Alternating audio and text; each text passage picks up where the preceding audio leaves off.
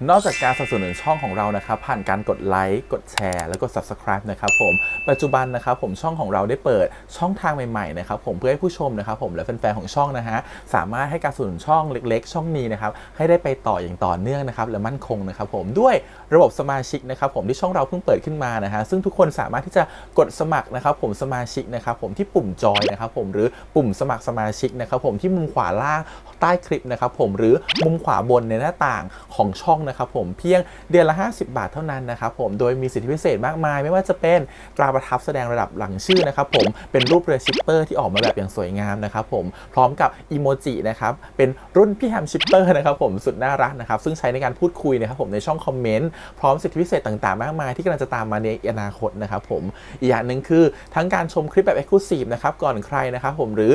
โอกาสที่จะได้ทำกิจกรรมต่างๆร่วมกันในอนาคตนะครับผมก็สำหรับสมาชิกเท่านั้นนะครับผมที่เก็บสิทธิ์นี้เอาไว้ให้กับทุกๆท่านนะครับแต่หากระบบสมาชิกยังไม่หนำใจนะครับผมเรายังมีช่องทางอื่นให้สนับสนุนกันนะครับผมไม่ว่าจะเป็นระบบซุปเปอร์แตงนะครับผมซึ่งหากผู้ชมเนี่ยเจอสัญลักษณ์นะครับรูปหัวใจนะครับผมที่มีดอลลาร์ไซน์นะครับผมหรือสัญลักษณ์รูปเงินดอลลาร์อยู่เนี่ยข้างใต้คลิปใดคลิปหนึ่งเนี่ยสามารถที่จะคลิกนะครับผมเพื่อโดเนทนะครับผมแทนคำขอบคุณนะฮะเพื่อเป็นการสนับสนุนช่องได้นะครับหรือจะเป็นการโดเนทนะครับผ่านบัญชีธนาคารนะครับผมซึ่งได้ใส่รายละเอียดเอาไว้แล้วนะครับข้างใต้คลิปนี้นะครับผมเอาไว้ที่คำบรรยายใต้คลิปนอกจากนั้นนะครับผมเรายังได้เปิด Line Open Chat นะครับซึ่งชื่อว่า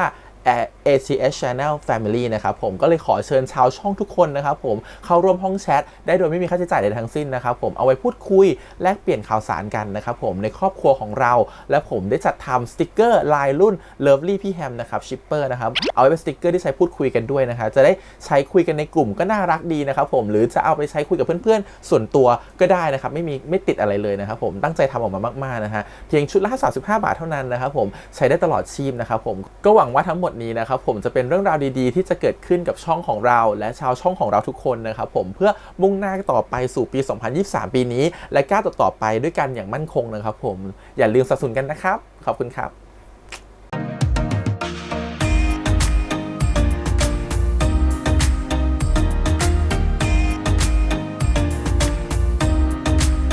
สวัสดีครับยินดีต้อนรับสู่ช่อง ATS Channel นะครับกับพบกันอีกครั้งการ reaction นะผมวันนี้กับพี่แฮมนะครับการท่านซีรีส์เรื่องวาระซ่อนเร้นนะ EP ที่ 6 แล้วนะครับผมครึ่งเรื่องแล้วนะฮะ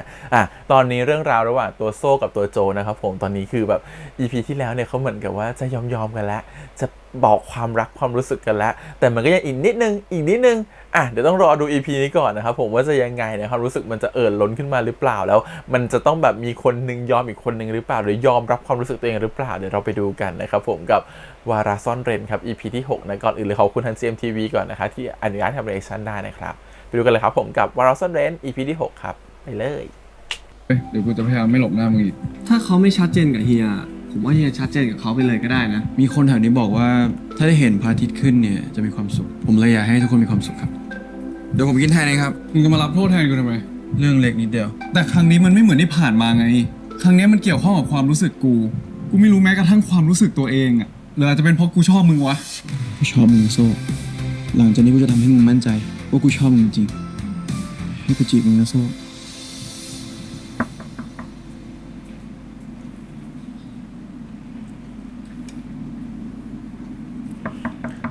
ดูสิเขาจะยอมให้จีบไหมมาจะเต็มไอ้โจ๊ก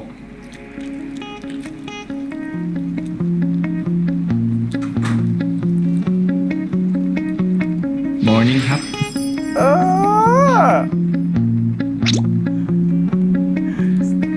วันนี้มาเป็นเชฟส่วนตัวให้คุณโซ่ครับรีบกินข้าวแล้วไปมหาลัยด้วยกันนะครับทำไมมึงต้องทำถึงขนาดนี้วะก็ถ้ามึงรู้ความหมายของดอกไม้เนี่ยมึงจะเข้าใจเว้ย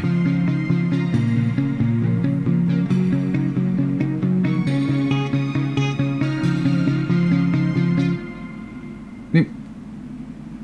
มึงไม่สบายเปล่าวะ ทำไมหน้าซีดๆอ่ะน่าเสียเหรอ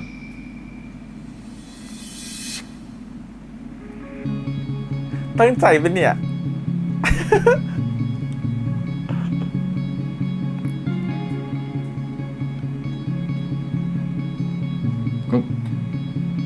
ก็ตัวไม่ร้อนนี่ก็ไม่ได้เป็นไรแล้ว เมื่อวานท้องเสียนิดหน่อย แต่ตอนนี้หายแล้วนะ ดีแล้ว งั้นเดี๋ยวเตรียมข้าวให้นะรีบเป็นตัว อร่อยจริงๆทากันแดด เยอะไปนิดนึงวันนี้ เราจะไปพระอาทิตย์สุดร้อนแรง เดี๋ยวสายนะ หน้าก็เลยบอกนิดนึง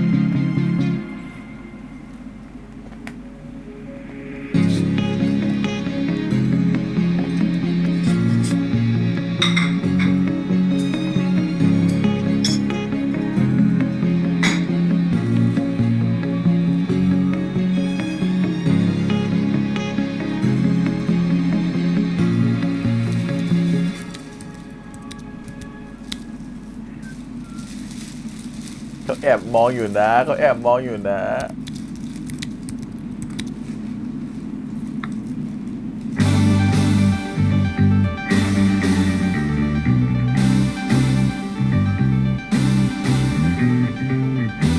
เขาค้นหาความหมายของดอกทานตะวันนะฮะ แล้วก็ความหมายของเฟรนด์โซน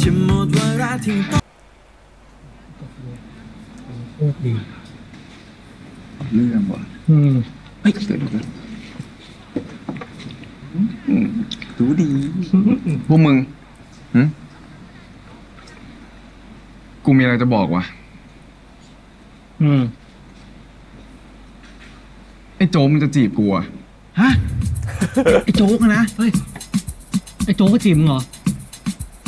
แล้วมึงตอบรับมันไปว่ายังไงวะ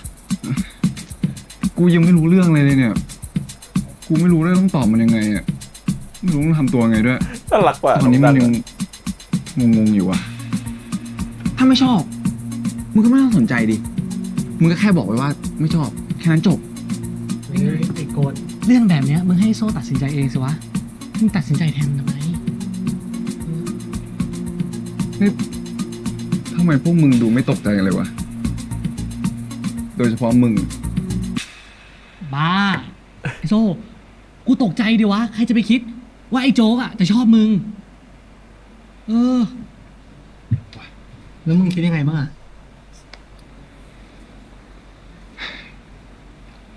กูไม่แน่ใจว่ะ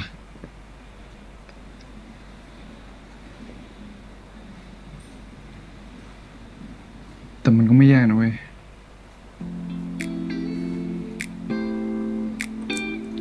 ความรู้สึกของมึงคือเรื่องสำคัญนะไอ้โซ่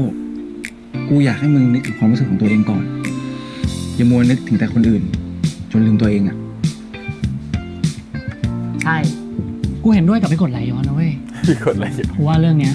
มึงตัดสินใจเองได้เลยเว้ย ว่ามึงชอบแบบไหนอะเพราะยังไงพวกกูสองคนอยู่ข้างมึงอยู่ละ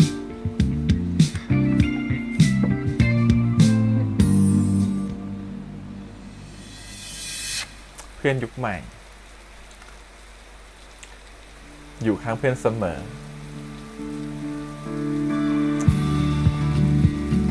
หน้ามันไส้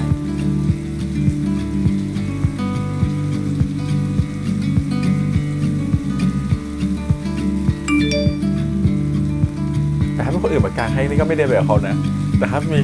มีแฟนมากางให้อาจจะเดินไปตอนนี้เกลียดฝน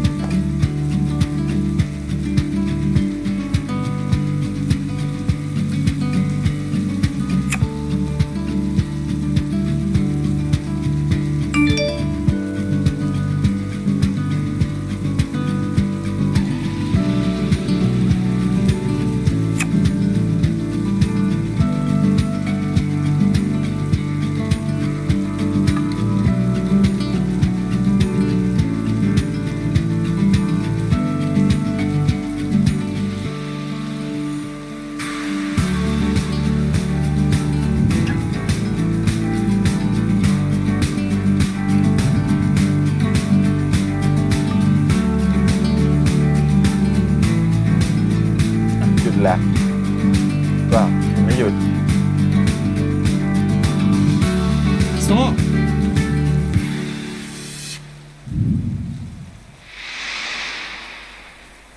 ทำไมไม่รอเนี่ย ก็บอกแล้วว่าจะมารับก็มึงไม่ตอบกูนี่ กูก็เลยคิดว่าถ้ามึงไม่สบายขึ้นมาทำไง กูไม่ได้ป่วยง่ายขนาดนั้น ก็อย่าให้กูเห็นแล้วกันว่ามึงโกรธ พรุ่งนี้ป่วยเลย งั้นเรารีบไปกันเถอะเดี๋ยวมันจะตกหนักกว่านี้เดี๋ยวถ้ามึงป่วยเนี่ยเดี๋ยวกูดูแลมึงเอง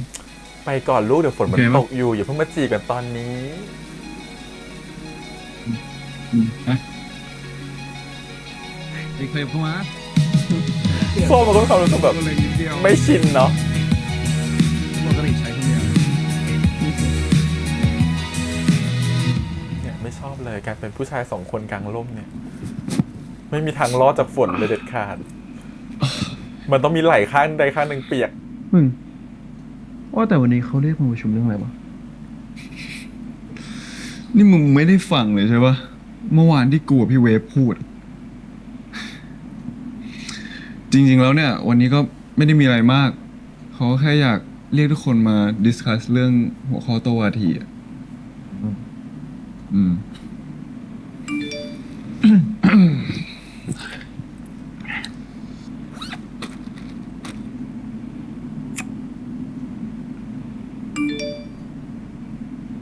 เฮ้ยมึง อืม เขายกเลิกประชุมวะ อุตส่าห์ฝ่าฝนมา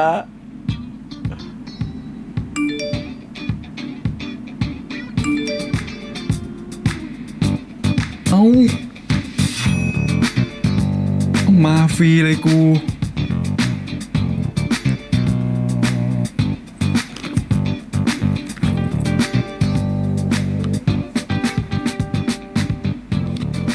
มึงทำอะไร ก็อ่านช็อตโน้ตไงตอนเราไปพูดอะจะได้เป๊ะๆทำไมอะ ไหนๆก็ไม่มีประชุมละ เราไปหาอะไรสนุกๆทำกันดีกว่า ทำอะไร มา ไป ไม่เอากูจะอ่านช็อตโน้ต อ่านช็อตโน้ตอะไร ตอนนี้เวลาว่างเว้ยต้องไปเที่ยว เอ้าเวลาว่างต้องอ่านหนังสือดิไม่มีเวลาเลยเนี่ย เร็วเร็วมานะ อะไรของมึงเนี่ย นี่เอ๊ะไปเร็ว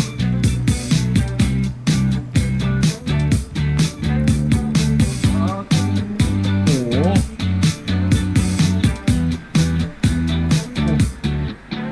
ไม่ได้มาตั้งนาน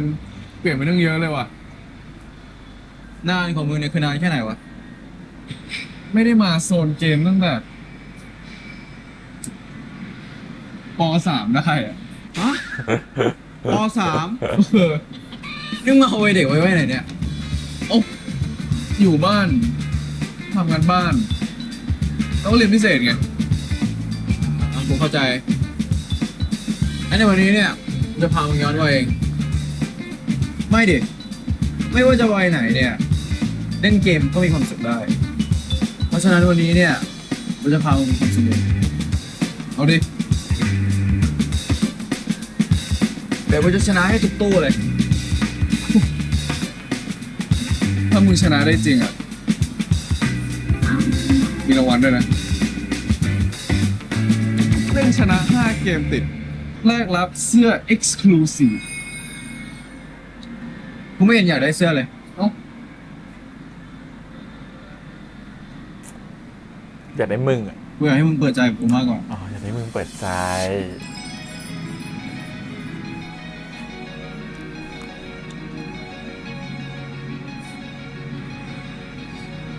เชื่ออะไรของมึง ไม่รู้อ่ะมตินี้เนี่ย ไม่อนุญาตให้กิตตาโดยโต้นะครับ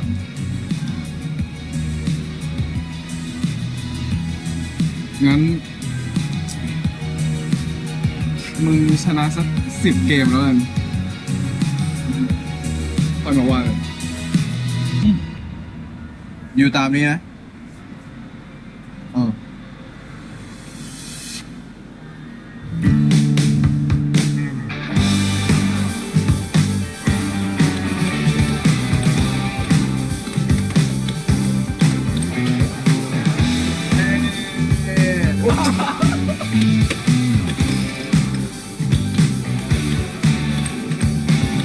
เอ้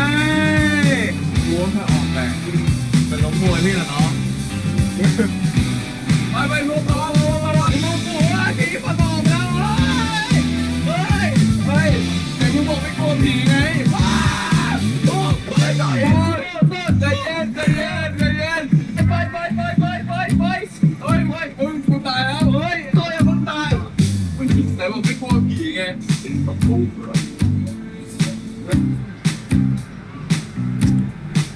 โอ้โห มีซับเนี่ยตายหม แต่ ด น เล อน ย โกงปะเนี่ยโอ้ยระวังสกัดตั้งไหนสกัดนี่ผมไม่ไหวแล้วโอ้ยนิดเดียวเฮ้ยอุ้ย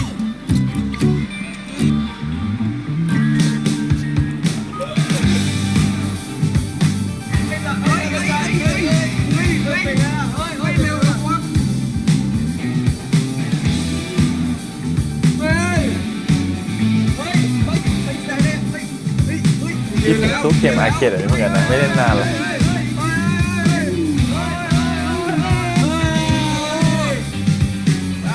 เป็นไงครับ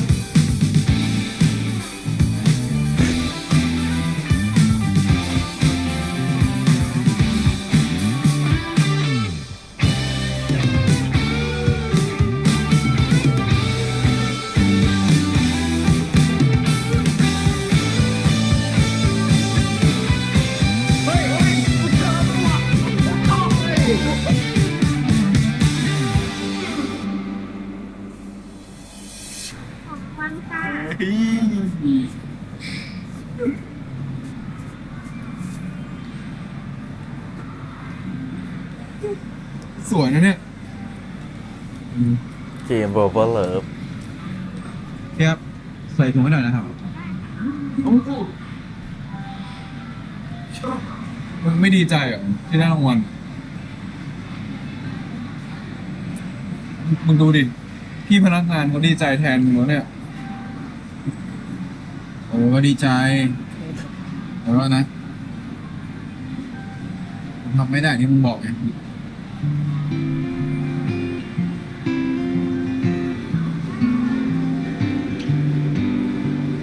ครับไม่เป็นไรมึง นี่มึงได้เสื้อมาเลยนะเว้ยข้างหน้าแล้วกันเฮ้ย ชนะไม่ถึง10 ข้างหน้าไม่ยอมแน่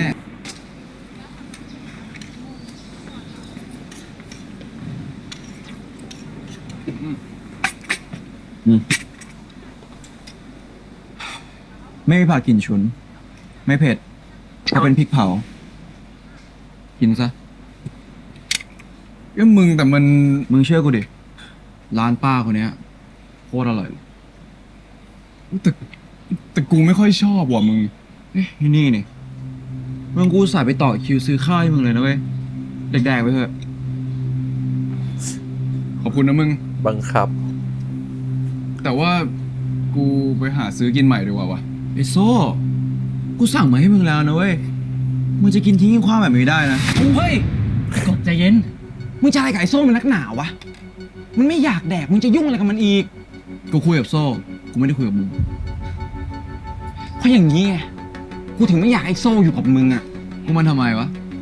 พวกมึงอย่าทะเลาะกันดิวะ ใจเย็นพวกมึง ไอ้โซ่ มึงจะยอมให้มันกดหัวมึงอยู่อย่างนี้เหรอวะ กูเป็นเพื่อนกับมึงมาตั้งนานอะกูไม่เคยทำอะไรกับมึงแบบนี้นะเว้ย มันเนี่ยนะกดหัวกู ไอ้กดไม่ต้องคิดมากเว้ย มันไม่ได้มีอะไร แล้วไอ้โจ๊กไม่ต้องมายั่วโมโหไอ้กดมันดิวะ กูคุยกับมึงอยู่2 คน เพื่อนมึงนั่นแหละ เชี่ยนี่มึงจะเอาไงวะ มึงใจเย็นไอ้กด เฮ้ย ไอ้กด พอมึงพอเลย มึงนั่งก่อนเฮ้ย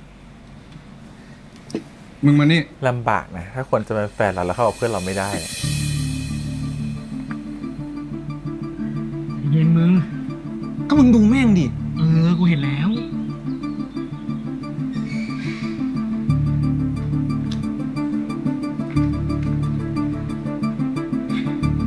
มึงใจเย็นก่อนดิ มึงคิดว่ามึงทะเลาะกับไอ้กฎแบบนั้นอะถูกเหรอ กูก็ไม่ผิดปะมึงอะจะทำตัวยังไงกับกูก็ได้ แต่ไม่ใช่กับคนอื่นนะเว้ย มึงอะจะเอาแต่ใจตัวเองแค่ไหนก็ได้เว้ย แต่มึงอะต้องมีขอบเขตบ้าง แล้วเรื่องที่มึงซื้อข้าวมาให้กูกินอ่ะ กูเข้าใจนะเว้ยมึงหวังดีต่อกูอ่ะ ไม่อยากให้กูกินอะไรซ้ำๆแต่มึงก็ต้องเข้าใจว่ากูไม่ได้ชอบ คนเรามันก็ทำอะไรฝืนใจตัวเองไม่ได้ปะ ถึงแม้จะทำได้ ก็ทำได้ไม่นานหรอกมึงเข้าใจกูใช่ปะ กูเข้าใจ แต่มึงก็เข้าใจกูใช่ปะว่ากูเป็นห่วงมึงอะ อันนั้นนะกูก็เข้าใจ แต่คนเราอ่ะ ก็ต้องมีระยะห่างกันบ้างปะไม่ว่าจะเป็นเพื่อนหรือสถานะอะไรก็ตามอ่ะ ถ้ามีเรื่องไม่สบายใจอ่ะ คุยกันยังไงก็ดีกว่า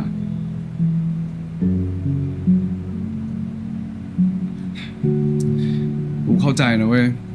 ว่ามึงอ่ะกำลังอารมณ์ไม่ดี ไม่พร้อมที่จะรับฟังอะไรเลย งั้นมึงไปพักอารมณ์ตัวเองก่อนไปร้อยมึงใจเย็นๆก่อน กูเชื่อนะเว้ยว่า มึงอาจจะเข้าใจกู มึงคิดมาก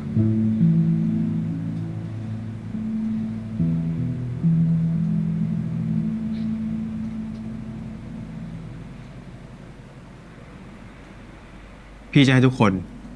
คิดหัวข้อในการซ้อมมาคนละ2 ข้อ ในช่วงวีคหน้าที่เราไม่ได้เข้าชมรมเผื่อมีใครบางคนยังไม่รู้ว่าสัปดาห์หน้าเนี่ยเรามีกิจกรรมเปิดบ้านนักศาสตร์หลายคนเลยทั้งโซ่ปกแล้วก็นิตาจะต้องไปช่วยพี่จัดบูธ โซ่ต้องไปเปิดบ้านเหรอ ให้กูไปด้วยปะวันไหนนะกี่โมงนะ มึงอยากรู้ก็ถามมา ผมถามโซ่ครับ เมื่อมีคนพูดก็ต้องฟัง คุยกันจนผู้พูดรู้สึกเนี่ยมันเสียมารยาทรู้ปะ โทษครับพี่ ไปคิดว่าเป็นการบ้านเลยกัน ก่อนซ้อมวีคหน้ามาคุยกันไปกลับบ้านนะ พี่เวฟครับ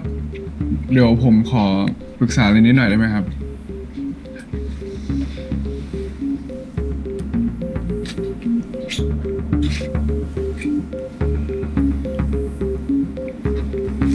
โจ๊กช่วยอะไรเราหน่อยดิ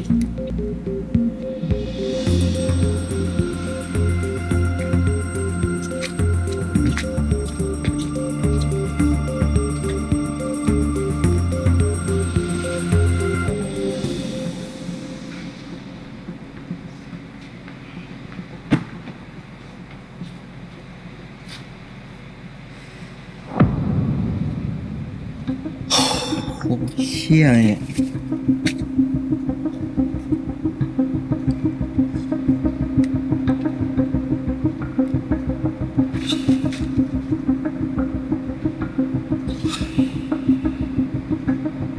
มันเอามาแปะเต็มรถเราเลยอะเรากลัว มึงต้องระวังตัวนะเว้ย แล้วถ้ามันกลับมาอีกอะเราจะทำไงดี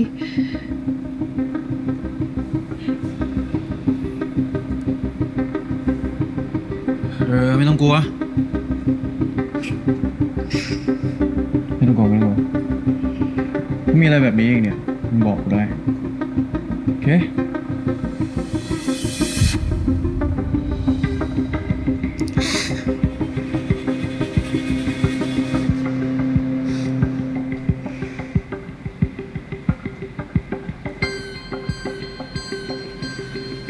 มีอะไรโทรมาบอกกูเลย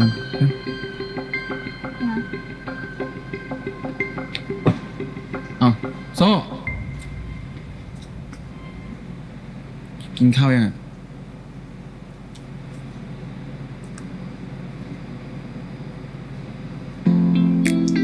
ไม่ค่อยหิวอ่ะ งั้นเรา เราไปก่อนนะ บ๊ายบาย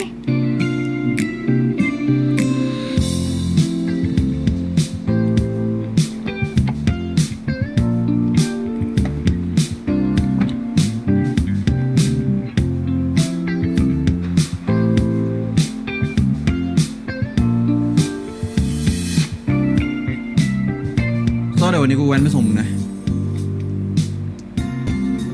โซ่โซ่เป็นไรปะเนี่ย กูไม่ได้เป็นไร ไม่จริงอะหน้ามึงฟ้องหมดแล้วเนี่ย ถ้ากูจะถามมึงเรื่องนิตา คือกู อ๋อ ที่กูคุยกับมิตาเมื่อกี้นะ คือกูแค่อยากรู้เว้ยว่ามึงกับนิตาจะแกล้งคบกันทำไม ทำไมนะเหรอ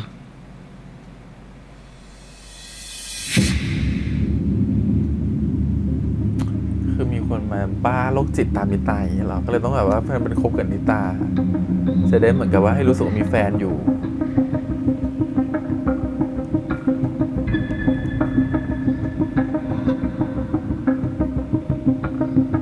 น่ากลัวใครวะเนี่ย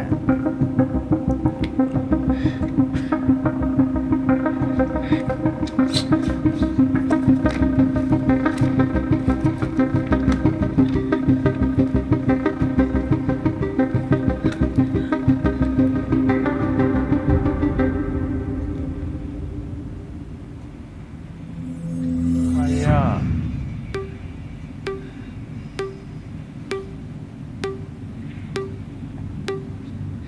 ไม่รู้จัก แกเป็นใครอะ เราเป็นคนที่ชอบนิตาไง มาคบกันนะ จะบ้าเหรอ เราไม่รู้จักแกซะหน่อย แต่เรารักนิตามากเลย เป็นแฟนกันนะ ไม่ ชอบแบบรุนแรงก็ไม่บอกอะไร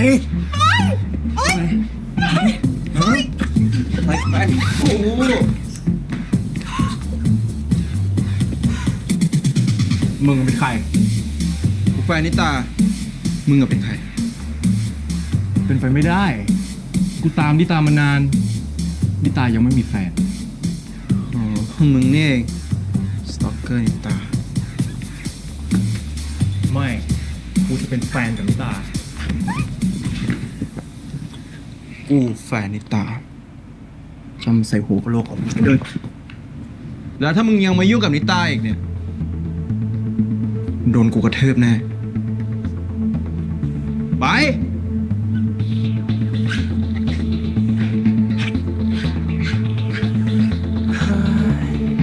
ไม่เป็นไรหรอกหนูชอบเขาหนูก็ไม่เข้ามาทำความรู้จักเขาดีๆ หนูก็มาพาแบบคุกคาม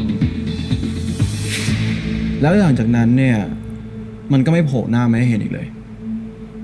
แล้วก็เลิกยุ่งกับนิตาไปเลย ก็แง่ดิ มึงเล่นกระทืบมันซะขนาดนั้นอะเป็นกูอะกูไม่เสนอหน้าให้มึงเห็นหรอก แล้วหลังจากนั้นเนี่ยข่าวกูกับมิตา ก็แพร่กระจายไปซะเร็วเลย ไม่เคยเป็นแฟน กูเลยไม่ได้แก้ข่าว กัน ก็เลยปล่อยไว้งั้นอะ ไม่ใช่เป็นแฟน จนกู เา คิดว่ามึงกับนิตาคบกันจริง อืม แต่ตอนนี้เนี่ยกูคิดว่ากูคิดถูกแล้วนะที่ปล่อยไว้งั้นอะไม่งั้นมึงก็คงไม่มาปรึกษากูหรอก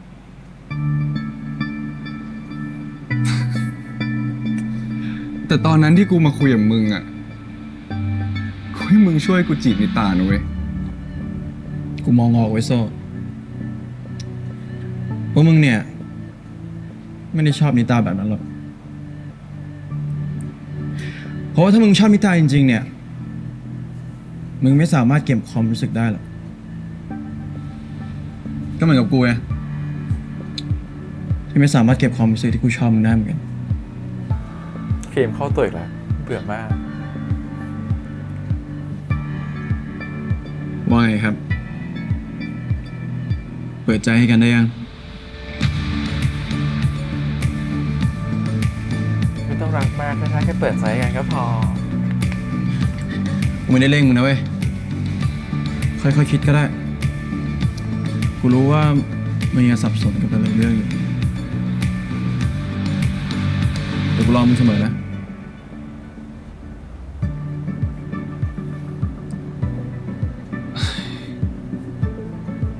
กูคงต้อง กลับไปเคลียร์ตัวเองก่อนวะ กับบางคนที่เขาปิดโอกาสเลยนะ ไม่ต้องรอ ค่อยๆคิดก็ได้ไปกันไหมไป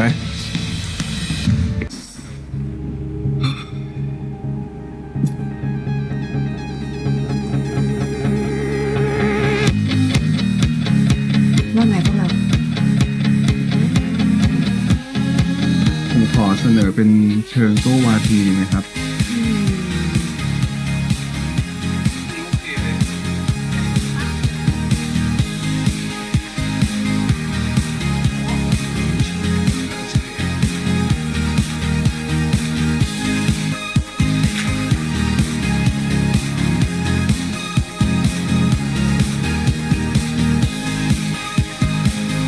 โอเค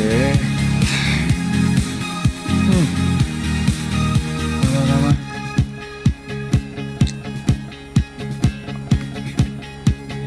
ขอบคุณนะ เดี๋ยวกูรีบไปเรียนก่อนเจอกัน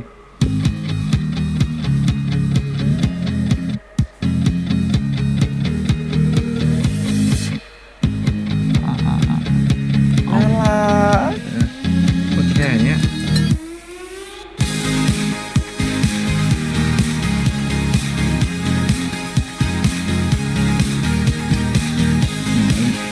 น่ารักจริงนะป้อนได้แบบนี้หรอกนะ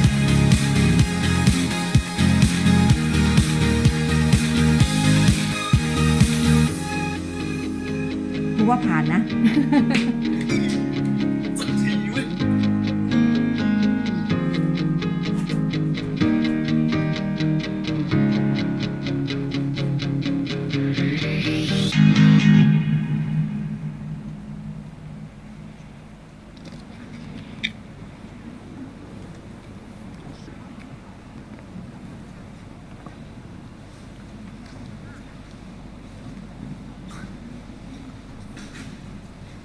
ให้เราช่วยไหมนิตา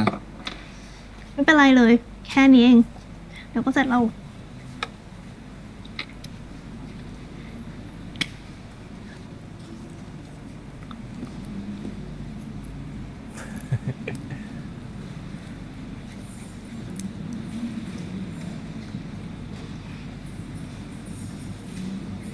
มองอะไรขนาดนั้นอ่ะ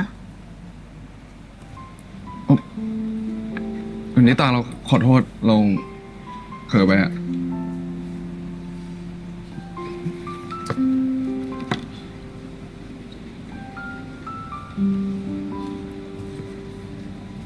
มีอะไรอยากถามเราหรือเปล่า ทำไมนิตาถึงถามเราแบบเนี้ย คือเรารู้สึกได้นะ ว่าโซ่มองเรากับโจ๊กแปลกๆตั้งแต่ที่รถแล้วอะแถมตอนนี้สายตาที่โซ่มองเราก็ไม่ค่อยเหมือนเดิมเท่าไหร่อะถ้าโซ่มีอะไรอยากถามเราหรือว่ามีอะไรอยากบอกเราก็บอกมาได้เลยนะเผื่อมันจะทำให้โซ่สบายใจขึ้น แต่ถ้าโซ่ไม่มีอะไรก็ไม่เป็นไรนะ เราคงคิดไปเองอะโซ่อาจจะไม่มีอะไรก็ได้ นิตา หึ คือ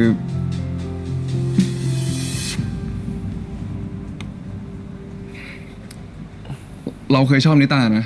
เคยชอบนะ เคยชอบ ไม่ได้ชอบ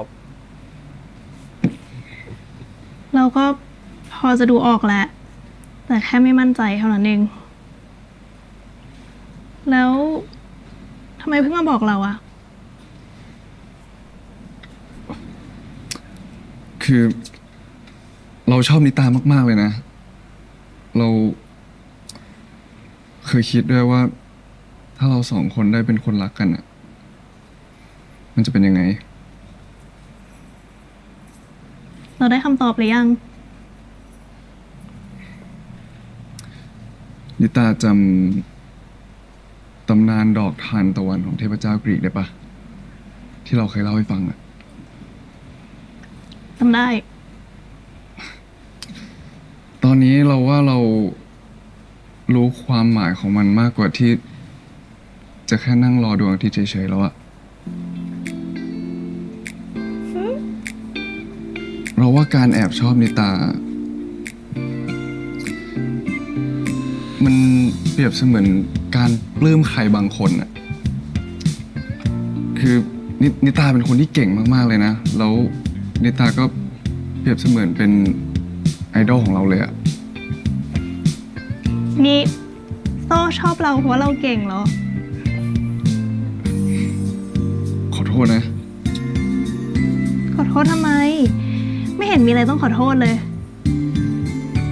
เราต่างหากที่ต้องขอบคุณ ขอบคุณนะโซ่ ที่เคยชอบเรา ถึงแม้ว่าจะเป็นแค่การแอบปลื้มก็เถอะ เราดีใจมากเลยนะ ที่โซ่มาบอกเราอะ จริงๆ แล้วจะพูดว่าเคยปลื้มอ่ะ มันก็ไม่ใช่นะ เพราะว่าทุกวันนี้เรายังปลื้มนิตาอยู่เลย คือนิตาเป็นคนที่เก่งมากๆเลยนะ นอกจากเรื่องเรียนเนี่ย เรื่องการพูด ความคิด แล้วก็ทัศนคติดีมาก ชมมันเกินไปแล้วนะ แต่ก็ขอบคุณนะ มันก็แค่การปลื้มแต่ไม่ใช่ความรัก แล้วที่โซ่บอกว่า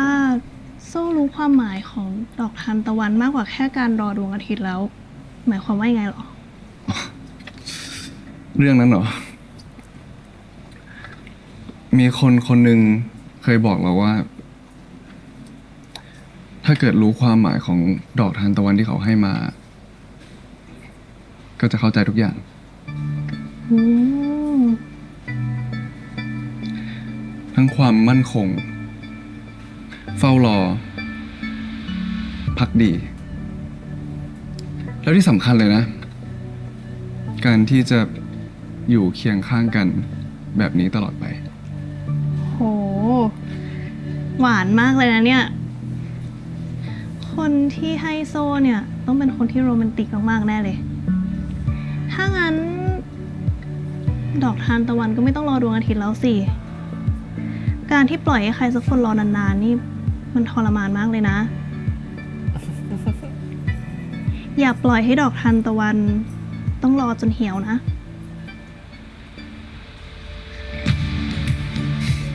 อืม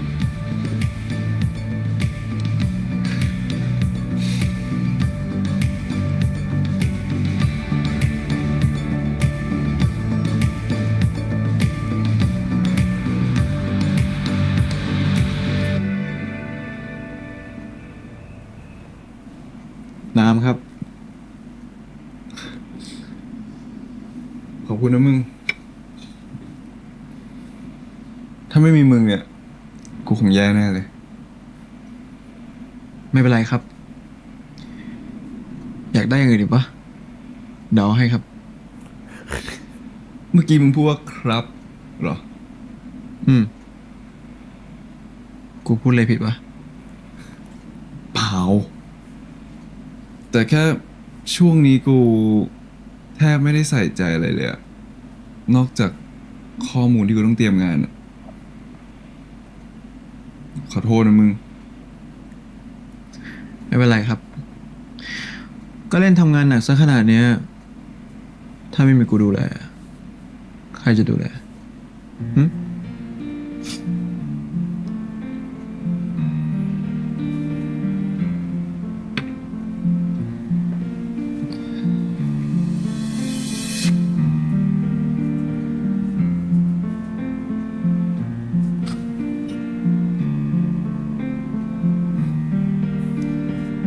ขอบคุณนะมึง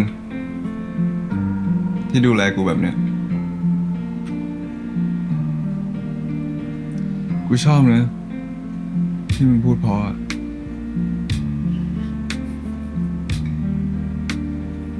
เอาที่มึงเป็นมึงดีกว่า แค่เป็นมึงอ่ะ ก็ดีแล้ว ไม่อะ เดี๋ยวกูทำไปเรื่อยๆเนี่ย เดี๋ยวกูก็ชินเอง แล้วกูก็อยากปรับเพื่อตัวกูเองเพื่อเพื่อนมึงด้วย เออ ที่บอกว่าจะจีบอะไม่ได้พูดเล่นๆใช่ไหม ทำไมจู่ๆถามอ่ะ ก็กูอยากรู้ไง ว่ามึงจริงจังหรือแค่มาเล่น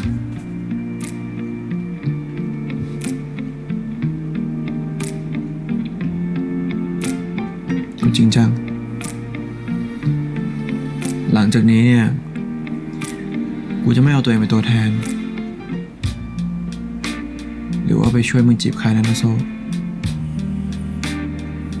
เพราะกูจะจีบเอง กูอยากทำให้มึงรู้ว่า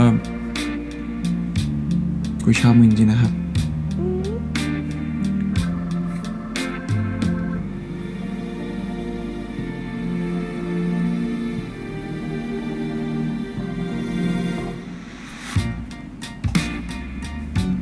มือลูกช้ำหมดแล้วเนี่ย ๆมือด้วยแล้ว เออ ทำไม เดี๋ยวต้องรีบไปนอนแล้วเนี่ย พรุ่งเนี้ยวันงานนะมึง ขอจับมือมึงอีก5 วิได้ปะ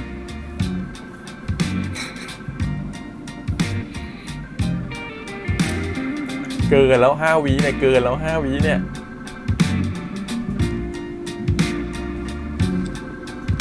5 วิแล้วเนี่ย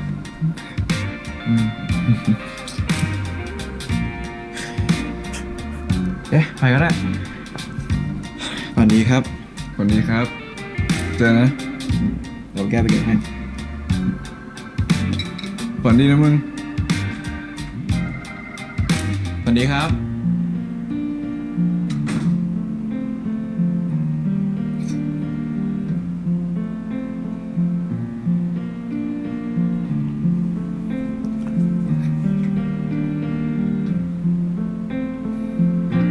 ตอนนี้อ่ะ มึงรู้สึกกับกูยังไงวะ ผู้นั้นยังไม่บรรลุนิติภาวะ ก็ไม่สามารถมีภาวะในการตัดสินใจที่มากพอในการใช้สิทธิของตัวเองนะครับ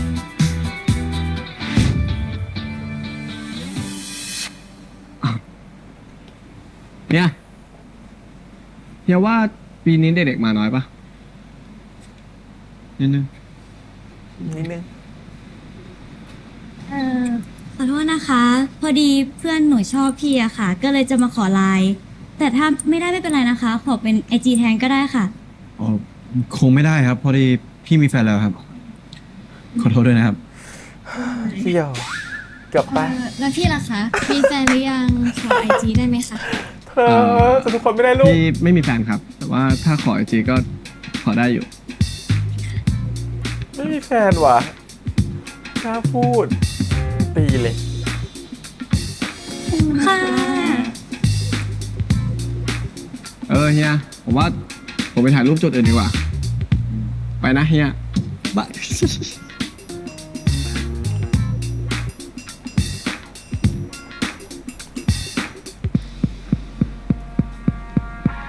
คนยังไม่เป็นแฟนบอกไม่มีแฟนแล้ว คนมีแฟนแล้วบอกยังไม่มีแฟน มายืนแอบรออยู่ตรงนี้ครับเพื่อนโจ๊ก กูไม่ได้แอบผมเฝ้าโซ่อยู่เนี่ย ไอโซ่นี่มันดูไม่เหนื่อยเลยนะมึง เวลามันทำกิจกรรมอะไรพวกนี้เนี่ย แต่ดูน้องๆดิมันจะชอบพี่โซ่กันใหญ่เลย แล้วแบบนี้พี่โจ๊กก็ไม่หึงแย่หรอครับ ถึงอะไรวะ โซ่ทำงานของเขานะ ทำงาน แต่เหมือนน้องน่ารักคนนั้นน่ะ เหมือนเขาไม่ได้ฟังงานของไอโซ่เลยนะ เหมือนว่าน้องอ่ะจะ ปั่นขึ้น ทำอะไรกันครับ เนี่ยนะคนไม่ถึง เดี๋ยวมาตรงนี้ไม่เสร็จเลย Wait for a minute Wait for a minute Come on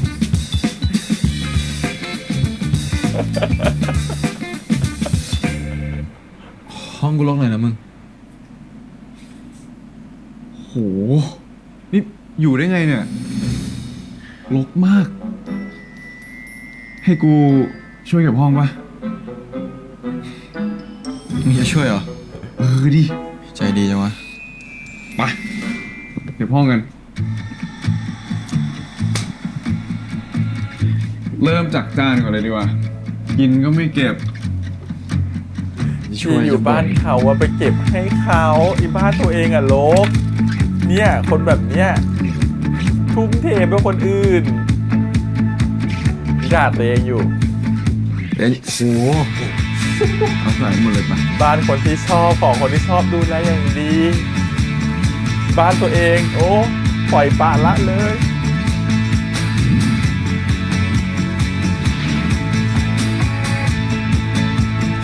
อุ้ยโอ้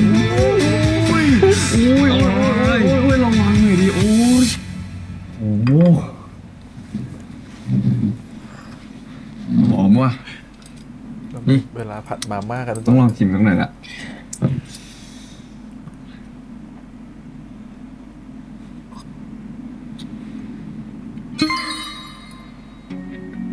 เป็นไงอร่อยนะเนี่ย ต้องยกเครดิตให้อาม่ากู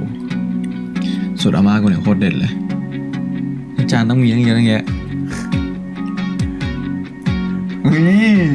หลบวะโอ้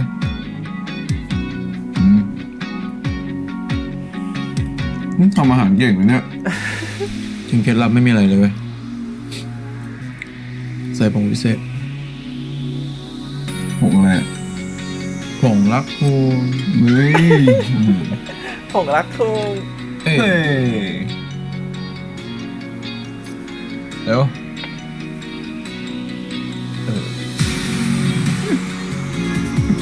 เฮ้ย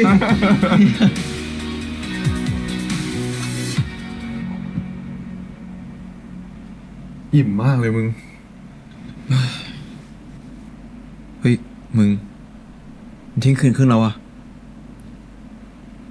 มึงนอนนี่ปะ กูไม่ได้เอาเสื้อผ้ามา ไม่เป็นไร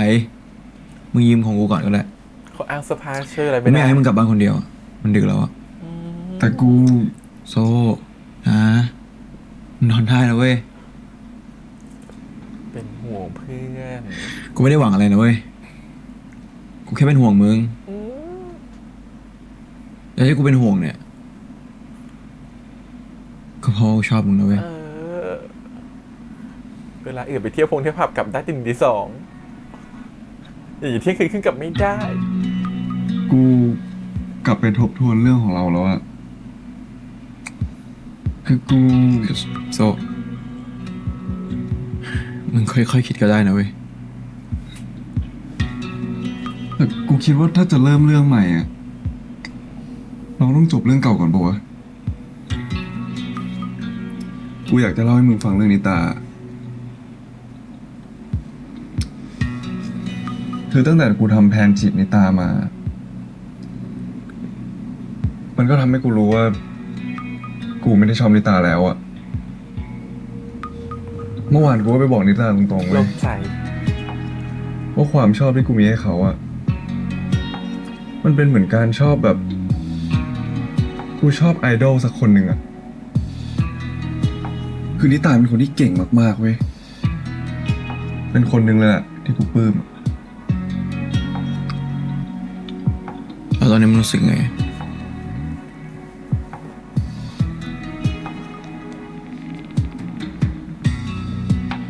ก็รู้สึกโล่งนะ เหมือนได้ปลดปล่อยอะไรสักอย่าง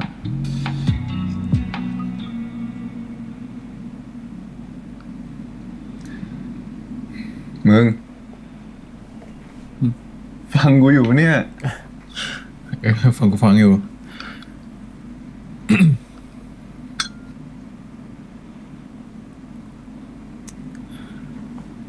โซถามอะไรมึงหน่อยดิ อืม ตอนนี้อะมึงรู้สึกกับกูยังไงวะ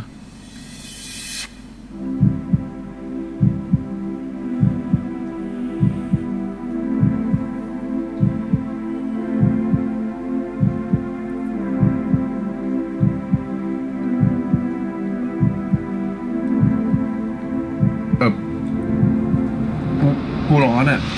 เดี๋ยว กูเข้าห้องน้ำไปอาบน้ำก่อนนะ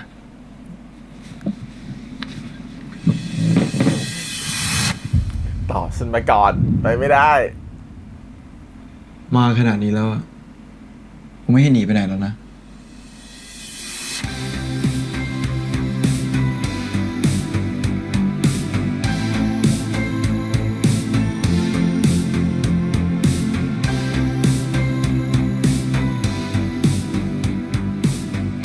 ห้องน้ำมีฝั่งนู้น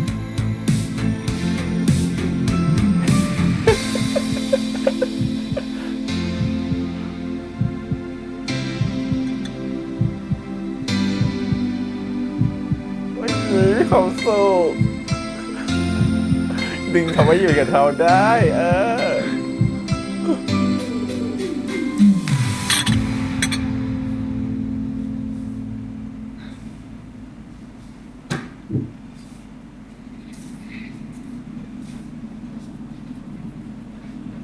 ใส่ชุดนั้นด้วยนะ ทำตัวตามสบายนะมึง เกมโอเวอร์ คิดซะว่าบ้านเหมือนกัน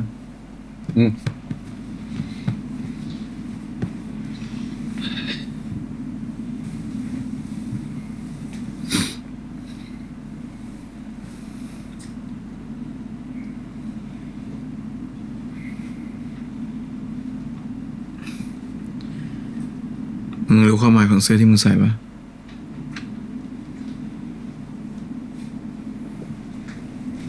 ขนาดนี้ขายเถอะตัวเนี้ย ก็มึงเลือกให้กูใส่ไม่ใช่เหรอ กูมี2 ตัวให้มึงเลือกนี่ แล้วเลือกอันนี้มาเนี่ย แปลว่าอะไรอ่ะหรือว่ามึงเปิดใจแล้ว กูก็แค่เอาเสื้อมึงใส่เฉยๆปะวะ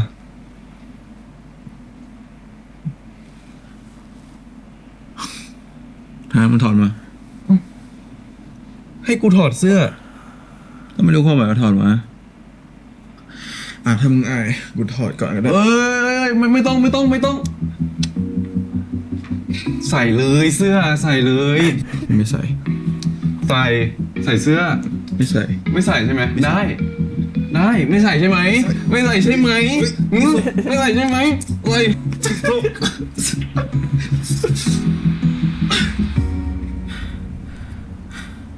ใกล้ไป ใกล้ไปลูก ใกล้ไปลูก ไม่ใส่เสื้อด้วยลูก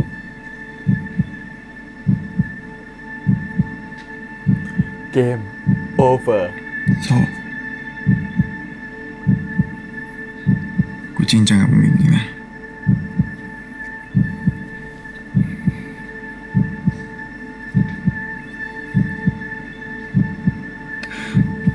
กูมึงค่อยๆคิดก็ได้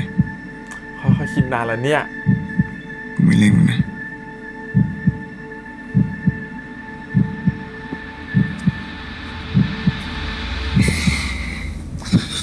ใส่เสื้อ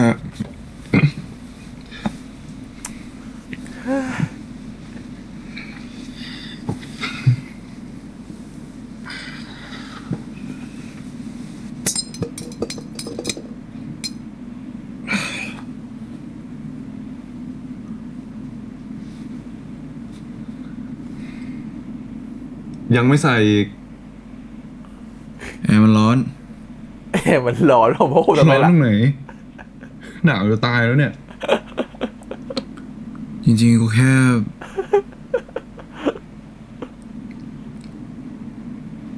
ขอกอดมึงได้ปะ เออ เอาให้ได้สักอย่างอะ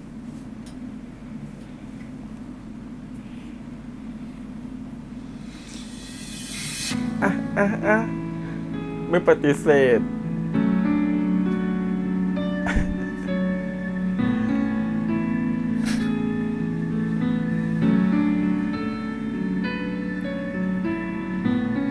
ไม่ตอบแบบเนี้ยโอเคใช่ปะ อีเราก็นะ อีเราก็นะ โซ่นะ โอ้โหครั้งแรกเนาะไม่เคยเนาะอยู่ดีก็มีคนมานอนก่อนเดี๋ยวนะก็เป็นสเต็ปแรก รู้ปะถ้าคนเรากอดกันเกิน30 วินาที ร่างกายจะปล่อยสารออกซิโทซินออกมา มันเป็นฮอร์โมนที่สร้างความผูกพันห่วงใยหรือเชื่อใจต่อกัน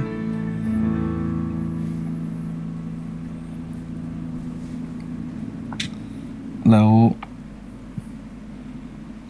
ถ้ากอดกันนานมากกว่านั้นนะถ้านานมากกว่านี้แปลว่าเราใจตรงกัน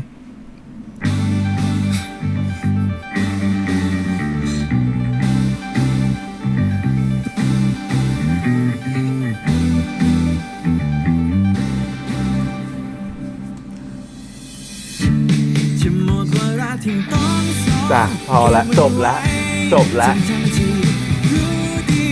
เกมโอเวอร์เลิฟ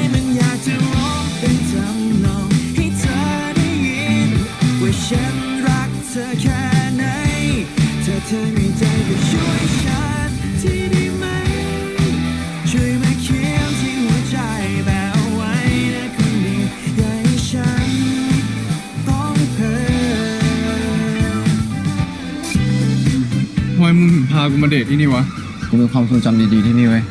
มึงมากับใครอะแฟนเก่าเหรอ ไม่ต้องกลัวนะมึง เดี๋ยวสนุกกันหลายเรื่องมาก น่ารักเหมือนมึงเลยอาม่าจะพูดอย่างกับโซไม่ได้นะครับ ทำไมใส่เสื้อลือไปนอนด้วยกันมาเหรอหรือก็ไม่ได้บอกว่าอีเป็นผู้ชาย บอกแต่ว่าเป็นเพื่อนกัน ดูปราดเดียวก็รู้ว่าไม่ใช่ รู้จักด้วยเหรอ กูเห็นมึงหลบหน้าเขาตั้งแต่อยู่ข้างในแล้ว เมื่อรักกันแล้วมันก็ต้องมีประเด็นครอบครัวเข้ามาเกี่ยวข้องประเด็นคนรักเก่าเข้ามาเกี่ยวข้องก็ต้องรอต่อไปว่าความสัมพันธ์จะเป็นยังไงนะครับผม EP นี้จริงๆก็มันคือการค่อยๆเปิดใจค่อยๆเรียนรู้ตัวเองนะฮะของโซ่จริงๆตัวของโจเขาชัดเจนมากกว่าแล้วมันเป็นช่วงของการที่โซ่เขาต้องกลับไปเรียนรู้ตัวเองเมื่อโจเขาตัดสินใจที่จะจีบอย่างเต็มที่นะครับผมเพราะโซ่เขารู้สึกว่าหนึ่งเพื่อนว่ายังไง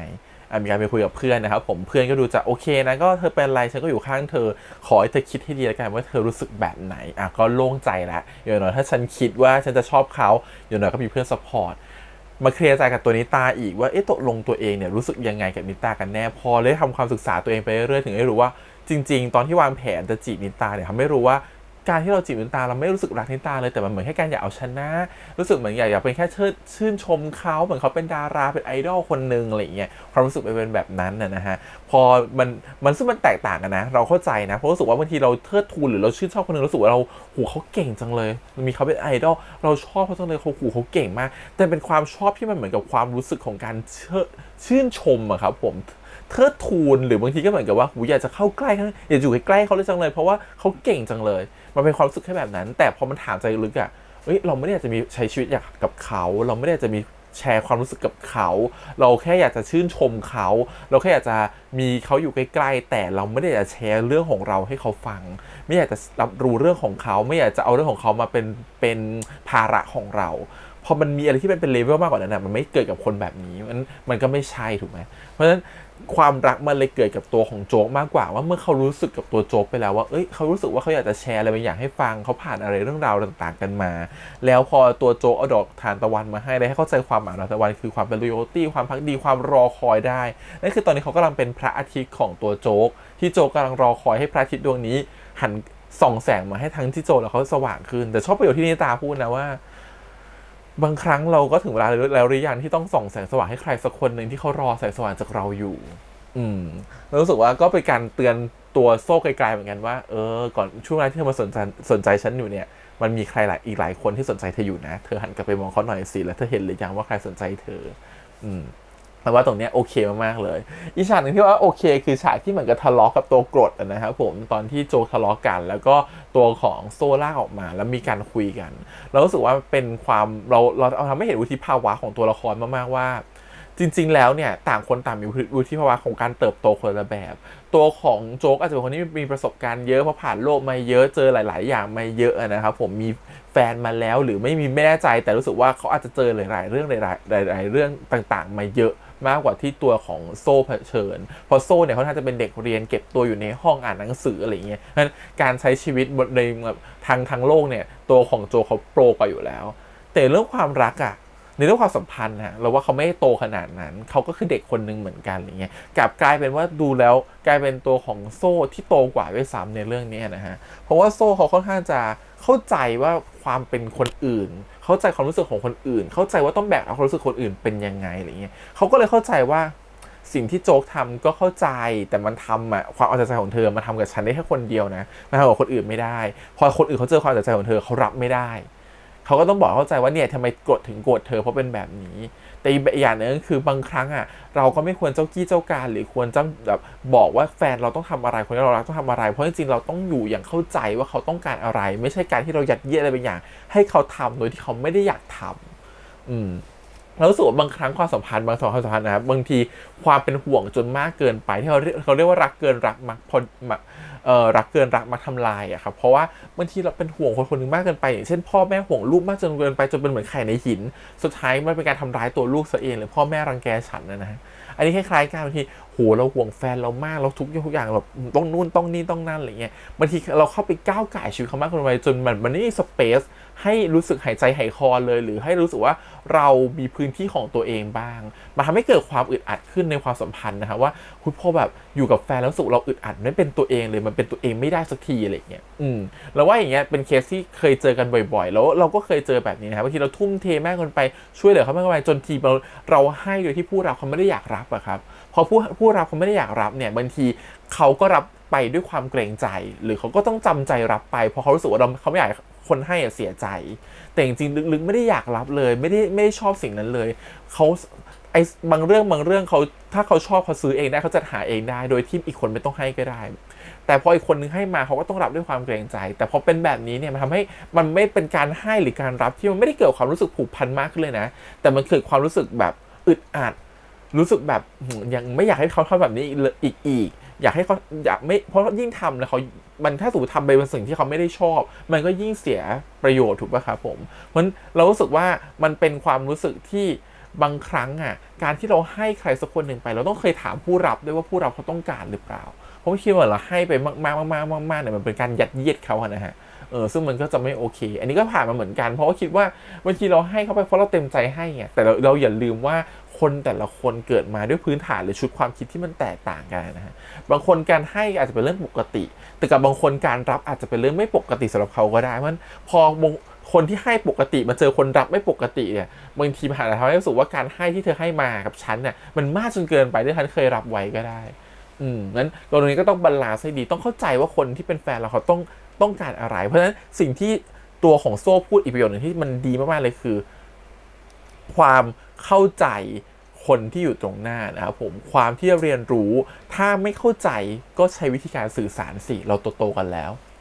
แล้วรู้สึกว่าอันนี้เป็นอะไรที่มันดีมากๆรู้สึกว่าคนหลายๆคนน่ะชอบหนีปัญหาเวลามีปัญหาก็อาจจะไม่ได้เข้ามาเคลียร์กันเห็นหลายคนมากๆเลยนะครับผมยิ่งเราเป็นคนดูดวงเราเจอความสัมพันธ์หลายรูปแบบมากๆเราเจอบางความสัมพันธ์ที่มันรู้ทั้งรู้ว่าปัญหามันต้องมีไว้แก้ปัญหาคือต้องคุยกันนะแต่เขาเลือกที่จะเงียบและไม่สื่อสารกันสุดท้ายมันก็พังนะฮะเพราะเราไม่รู้ปัญหาจริงๆมันคืออะไรเพราะบางทีถ้ารู้ปัญหาก่อนเราแก้ก่อนถ้ามันแก้สุดตัวแล้วมันไม่จริงเอาค่อยตัดสินใจสเต็ปต่อไปแต่เนี้ยแต่บางคนเลือกที่จะหนีปัญหาก่อนโดยที่ไม่เลือกที่จะแก้ปัญหาก่อนด้วยซ้ำเพราะฉะนั้นเราเลยรู้สึกว่าการสื่อสารคือสิ่งที่ดีที่สุดจริงๆแล้วมันพูดไม่ได้ด้วยว่าวัยไหนถึงจะเข้าใจเรื่องนี้เพราะบางทีนะวัยแบบผู้ใหญ่แล้ว30กว่านะยังเลือกที่จะเงียบเลยยังเลือกที่จะไม่พูดเลยเลือกที่ให้อีกฝ่ายคิดเองซึ่งรู้สึกว่ามันเป็นการทำร้ายกันที่รุนแรงมากๆนะฮะในเมื่อจริงๆแล้วในเมื่อที่เหมือนที่ตัวโซ่พูดเลยว่าเราไม่ได้เป็นอะไรกันเราไม่ยังในความสัมพันธ์มันไม่ได้มีอะไรขนาดนั้นแนบแน่นขนาดนั้นเพราะฉะนั้นการที่ไม่ว่าสถานะไหนมันควรจะสามารถสื่อสารกันได้ในมุมที่ต้องการสื่อสารเรารู้สึกว่าตรงนี้คือคีย์เวิร์ดสำคัญเลยที่รู้สึกว่าเฮ้ยโซ่มีความคิดว่ามันไม่ใช่แบบว่าไม่คืออย่างน้อยเขาก็เป็นเด็กนอนหนังสือแต่เขาก็อ่านหนังสือมาเยอะจนเขาตกผลึกความคิดได้ประมาณนึงอะไรเงี้ยมันแล้วบางทีในมุมของอารมณ์เขาสามารถจะควบคุมอารมณ์ได้ดีกว่าตัวของโจ๊กด้วยซ้ำก็ถือว่าเป็นฉากหนึ่งที่ชอบนะครับผมทำได้ออกมาได้ดีทีนี้ก็อีกอย่างหนึ่งที่เรื่องที่มันป๊อปอัพขึ้นมาใน EP นี้ก็คือเรื่องของนิตาโหโรคจิตเหมือนกับตอนแรกเนี่ยทำให้เรารู้ว่า อ๋อจริงๆแล้วเขาไม่ได้เป็นแฟนกับตัวของโจ๊กก็เป็นแค่อุปโลกขึ้นมาคนอื่นเข้าใจผิดกันไปเองอะไรแบบเนี้ยนะฮะเขารู้สึกว่าจริงๆตัวโจ๊กเขาก็คลีนนะไม่ได้เป็นแฟนนิตามาก่อน สิ่งที่โซ่จะมาชอบโจ๊กเนี่ยก็ไม่ใช่ไปแย่งนิตามาเพราะว่าจริงๆแล้วเขาไม่เคยเป็นแฟนกัน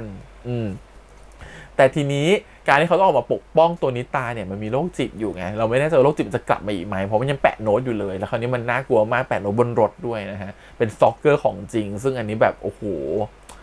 บางทีคือแบบจัดการยากมากนะครับผมเพราะเราไม่รู้เลยว่าจะเป็นยังไงเพราะเราไม่รู้นี้เลยคนนี้มันมาเล่นไม้ไหนรูปแบบไหนหรือคิดว่าเรื่องของนิตาตอนนี้จะเป็นปัญหาให้แก้ในอีกสัก EP หนึ่งอะไรเงี้ยระหว่างตัวโจ๊กกับโซ่ครับต้องช่วยนิตาในเรื่องนี้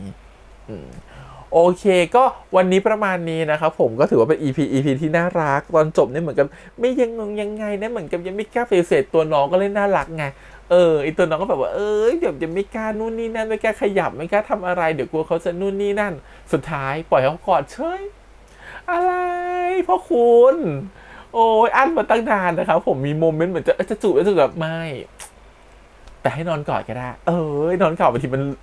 ออกซิโทซินมันหลั่งนี่มันลึกซึ้งยิ่งกว่าการทำอะไรอีกนะบางทีการกอดแน่นๆกับใครสักคนหนึ่งนานๆทำให้รู้สึกว่าเรารักคนคนนั้นมากขึ้นโดยที่ไม่รู้ตัวเลยนะตัวนี้ต้องระวังให้ดีนะครับผมเพราะว่ามีจังหวะที่เรากอดเรามีความสุขมันเป็นจังหวะที่ออกซิโทซินมันหลั่งออกมาทำให้รู้สึกว่าเฮ้ยมันแบบทำให้เรารู้สึกว่าเฮ้ยมันมีความผูกมัดความผูกพันเกิดขึ้นในสิ่งต่างๆที่เราทำอยู่ตอนนี้อะไรเงี้ยก็ประมาณนี้ครับผมกับ EP นี้นะครับผมหวังว่าทุกคนจะชื่นชอบกันนะครับเดี๋ยวให้ติดตามตอน EP หน้า EP ที่7เนาะว่าเรื่องราวจะเป็นยังไงต่อกำลังเข้มข้นเลยและครอบครัวเนี่ยจะเป็นยังไงจะรับได้ไหมความสัมพันธ์แบบนี้โอเควันนี้ประมาณนี้ครับฝากกดไลค์กดแชร์กด Subscribe ติดตามเสียงทาง YouTube Instagram Twitter และ Facebook วันนี้แพมไปก่อนนะครับบ๊ายบาย